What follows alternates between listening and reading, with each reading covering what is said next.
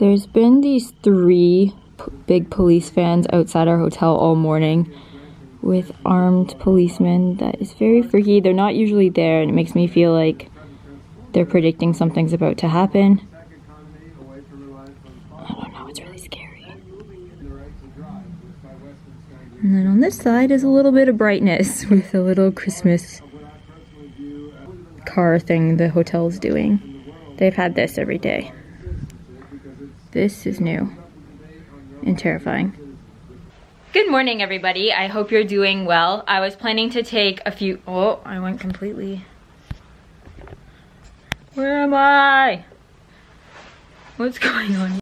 As I was saying, I was planning on taking a break, but I was sitting here this morning and started planning videos. So if I'm not shooting videos, I'm thinking about them and planning them. And I thought I might as well just film today. I have no pressure to edit it quickly anyways, but we have a free day in Paris. There's nothing family oriented going on today.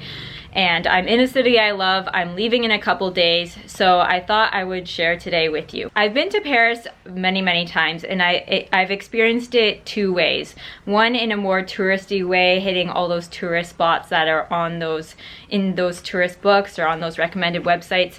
And two, in a non-touristy way, because after you've done it all, you kind of want to experience it in a more local way maybe.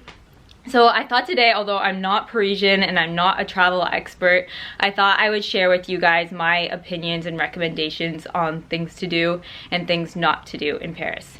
So to start off, we've had a good breakfast so that we have lots of energy to walk. We're gonna put on some comfortable walking shoes and just walk. In my opinion, the best way to see Paris is not to take a train or a taxi, because you're going to be missing a lot of things.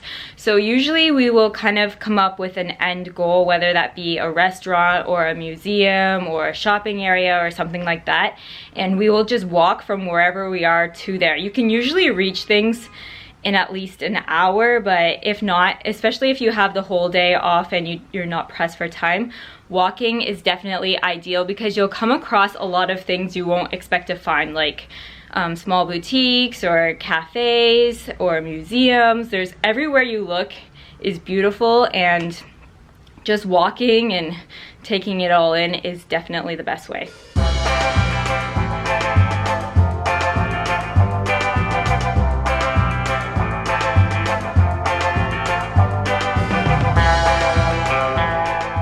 Like I said, everywhere you look is just beautiful, and this creates for some amazing pictures, especially the doors. There's something about them, I just love them.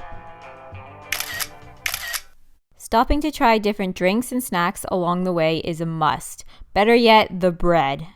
I always see Parisians walking around carrying a baguette and eating, and I haven't been everywhere in Europe, but France definitely makes some of the best bread in the world.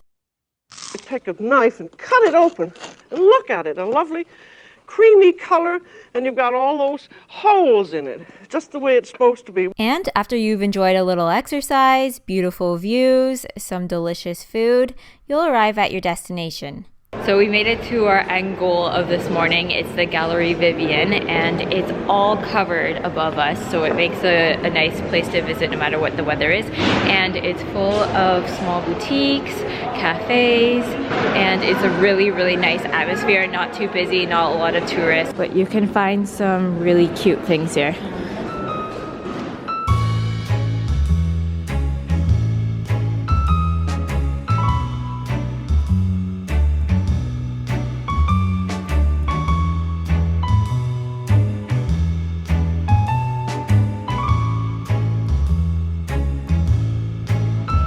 We stumbled on a little street market.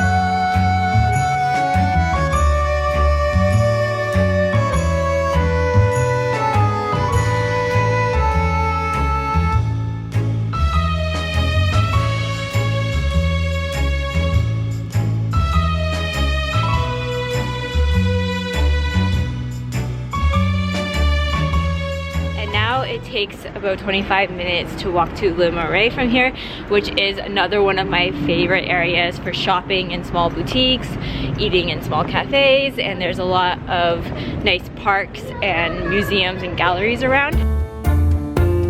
I especially love the homeware shops in this area, as well as the international and local fashion stores, the vintage shops, and the other little interesting shops, such as this bakery.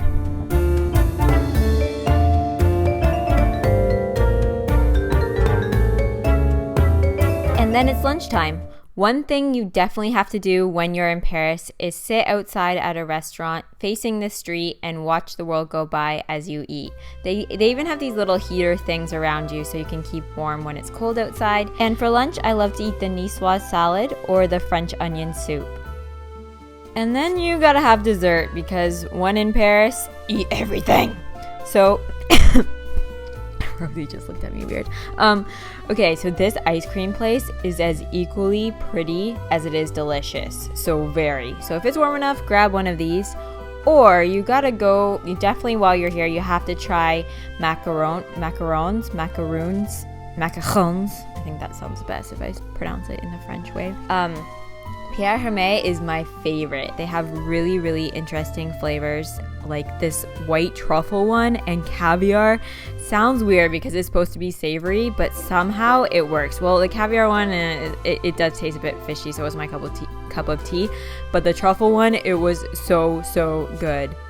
So usually now is a time where I would grab a dessert or a snack and maybe a book I bought earlier or that I took along on my trip, or even a sketch pad to do some drawing, and head to a park in the area. Le Marais has a ton of parks, but today obviously it's really cold, it's the winter, so it's not a good time to do that. So in this case, you could head to a museum. And that brings me to my next point. I recommend not waiting in line all day at the Louvre. There's a lot of museums in Paris, so if you just walk around and pay attention to the signs, you'll discover a lot of little ones, and there's actually a lot of them that are free a lot of the time if you just look online. But there's this Picasso one in Le Marais too, and I've never been to it before. But it's smaller, there's usually no lineup, and it's pretty cool. Finally, of course, you have to see the gorgeous Eiffel Tower, but I wouldn't suggest standing in line there and paying to go up the tower. You can't really get good pictures of it because it's just too close, and when you get to the top, it's crowded with people and you're fenced in, so it's much better to see it from afar on a rooftop. And I recommend going to the Pompidou. It's a great place anytime because there's always a lot going on there with art performances on the streets.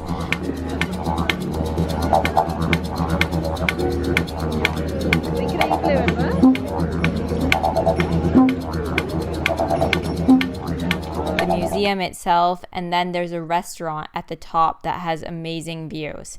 I love going here at night because the Eiffel Tower and a lot of the surrounding buildings are all lit up, and the tower actually sparkles on the hour for 5 minutes every night. And the restaurant itself is really cool looking, super modern, the menu is good, and it boasts the most perfect view.